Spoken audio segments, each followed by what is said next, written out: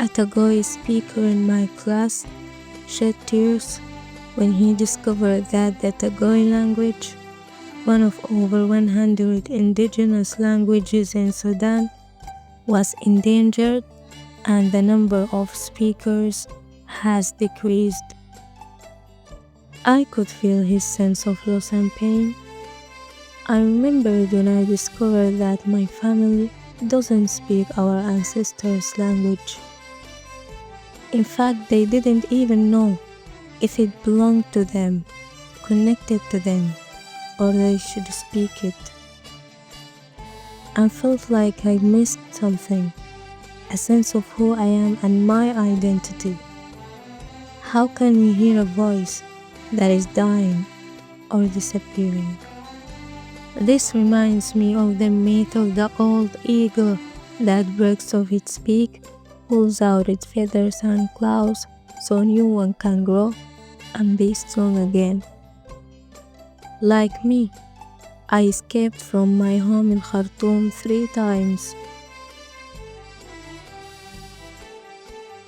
moving to different places in Sudan due to war.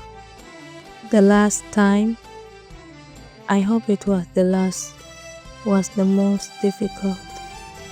I isolated myself in a deep ocean of illusion and depression and doubt, reaching the bottom. Just like an eagle, I plucked all the good feelings and memories I had kept in my chest and threw them away like old feathers. I could only hear the voice of pain, depression, and doubt. I was like an eagle that wanted to fly, but was weak and broken. I didn't know what to do. I didn't know who I was. I didn't know myself anymore. One night, the pain intensified. Suddenly I heard a voice for the first time in my life. There was no one there. It was my voice. It was the strongest and strangest voice I've ever heard. My skin shivered, and I looked in the mirror, my face full of tears, but my eyes were sharp and steady, like the eyes of an eagle. The woman of my dreams said to me, "You are important, you are not selfish. The truth is that you are honest, compassionate, and responsible.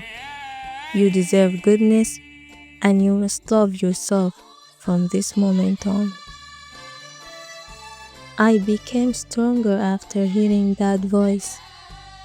I regained my youth again and got to know myself, loving her even more.